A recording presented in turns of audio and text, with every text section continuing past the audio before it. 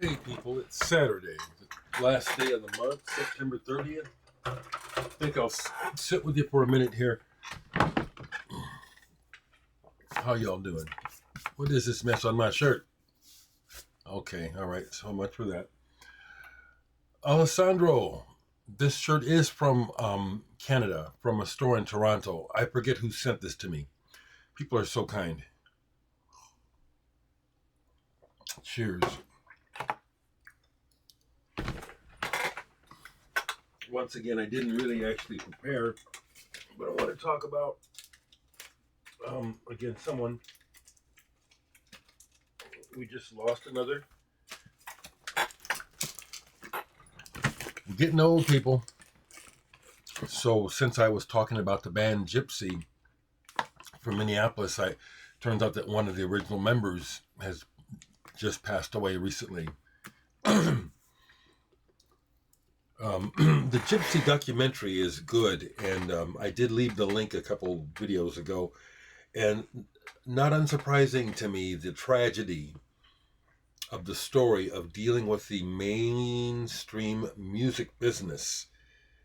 I am so glad that I just kept observing, instead of getting going out there and getting my butt roasted trying to chase the big time. I just want to make records and all that goes with that. So get word that Ron Howen, who's not a household name, but from a very good band, Nectar, their drummer has passed away. So I just grabbed the end section where I know my Nectar records are. But the first record that came up is Ben Neal Mainspring. I don't actually know Ben, but we're associated through social media. He's a trumpeter who experiments. He's got this hybrid, I think maybe a couple of trumpets that he has modified with electronics and stuff. Very unique. This is good stuff. Ben Neal. And then the next thing in the list is my Nectar, N-E-I, N-E-K. I try to be literate. Never seen Nectar, and these aren't in order. They're, I believe, an English band that went to Germany and kind of got going there. This is my least favorite of their albums, Down to Earth, but it's the first one in the pile. And they've worked with some interesting people as guests over the years. I see on here that P.P. Arnold is a guest vocalist on here. Chris Pine, Chris Mercer, UK horn players, and then Robert Calvert is on here, listed as the ringmaster. Cool. This is a good one. Recycled. And good graphics, too. I'm going to take a look and see. Okay, so the gatefold is nothing on the inside, but that's good artwork out there. Lyrics. Ron was not a standout drummer, but his playing suited Nectar perfectly. Here's Live in New York with that god-awful gem import sticker that they used to put on with the really heavy glue that you couldn't get them off. Pissed me off about that. It's just product to somebody, as opposed to realizing these records are important to people. These are artifacts on the Bellafon label. No, this one's not quad. And this is, I think, their most well-known album, and it's very good. Remember the Future. Again, another good graphics that fit the music. There's it's progressive, but there is a sound element where they make a pleasing and interesting sound. This one, I love this one. I might even like this one more than Remember the Future. A Tab in the Ocean. I know there was a time that I was listening to this so much that I actually learned a lot of the most of the title track on guitar. It's good music. If I remember correctly, Anthony, did you send this to me? Someone in the BC sent this to me years ago. Very kind of you. Nectar, live, Sunday night at the London Roundhouse. I need to check. I think this is on purple vinyl. Yeah, deep purple. Good band. Good band. Showing you all these records prompts me to play stuff, and so probably get some Nectar going today. A couple more here. Journey to the Center of the Eye. Is this quad?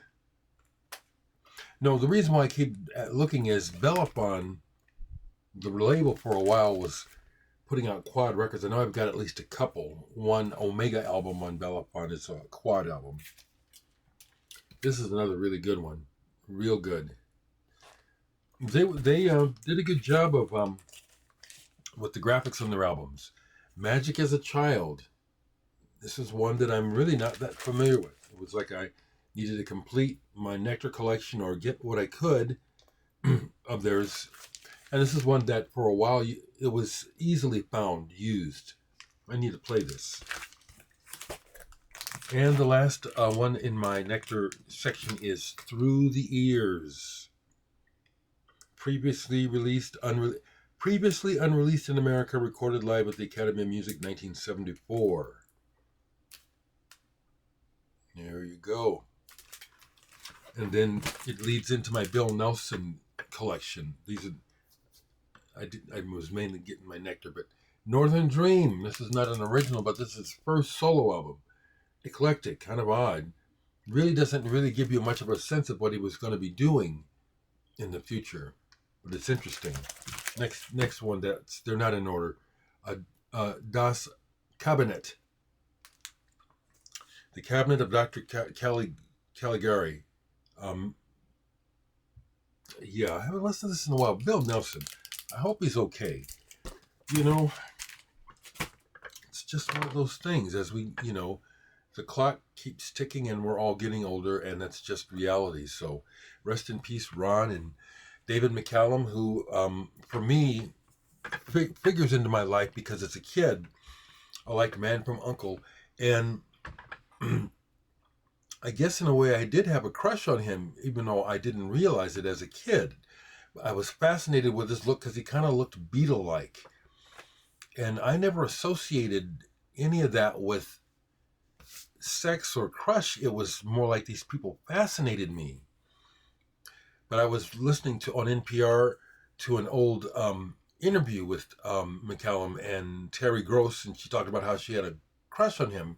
And I thought to myself, yeah, that's probably what it was, and I didn't even. But I was a kid, so it wasn't. You know what I mean? I was just he was in his look, and the association with Beatle. Speaking of, that's the. Besides, I'll come to that because I want to talk about it again. Slowdive. But so far today, the only record I've actually spun is I pulled this out. The spine just called to me in the other room as I was sitting, getting ready to go to the post office. Beatles for Sale. This is early days. It's a mix. They're doing covers on here, but these songs are of my childhood. The first track on here is Babies in Black. It immediately transported me back to my I'm sorry, No Reply is the first one, and then 8 Days a Week on the Other Side. But these songs, this was a real comfort to listen to this morning. Just mentally, back in my in the days of my youth, the Beatles were magical for me. I don't know about you, Stephanie, if you see this. I know that you were a big Beatles freak. You had that Beatles box set that Beatles box that you put together as a fan that I kind of coveted as a kid. It's like, ooh, that Beatles box. What's in the Beatles box? Their music was magic and really, really helped me deal with some of the madness of the 60s, the racism, and the ending of the Vietnam War and all that stuff. And the Beatles were just really important. I must say, this is probably my album of the year. I just played this morning as well as the Beatles. A Life is the song right now that has me. I can't make out the words. I don't know that I need them, but it's like I try to sing along and I just have to make up my own. This is just what my soul needs right now. And I've been watching the uploads of their concerts here in America, and they sound great live. Like I said, I saw them live a long time ago. So, rest in peace, Ron Howen. Hello on a Saturday. Only other thing I want to mention is it's on my mind, so I'll document it here, is that on my way to and from the post office, I go down a fairly major street in Omaha, and at this big intersection, I won't say the names, there's this slightly grassy area underneath some trees. It's slightly hidden, but it's right there, and a homeless camp has started there. And I've been watching as I go, because I go to the post office almost every day, and it's just growing. Today I noticed a big tipped over garbage can and more tents, and my heart goes out. I've been homeless. I'm so unhappy about how homelessness is not going to be addressed, how these people are, for all intents and purposes, being cast off from society. And I'm just looking at it and I'm saying it here. Omaha is going to catch up with San Francisco and Portland here, because the problem is being ignored. I worked at a community-based mental health rehabilitation service for 27 years that had a dedicated, it's still going, has a dedicated homeless program. But from working in the agency and also within the system for over 30 years, it's just real obvious that the main thing that the homeless programs do is remain financed, that they get their funding, and then they say what they're doing. But the main thing they're doing is remaining funded.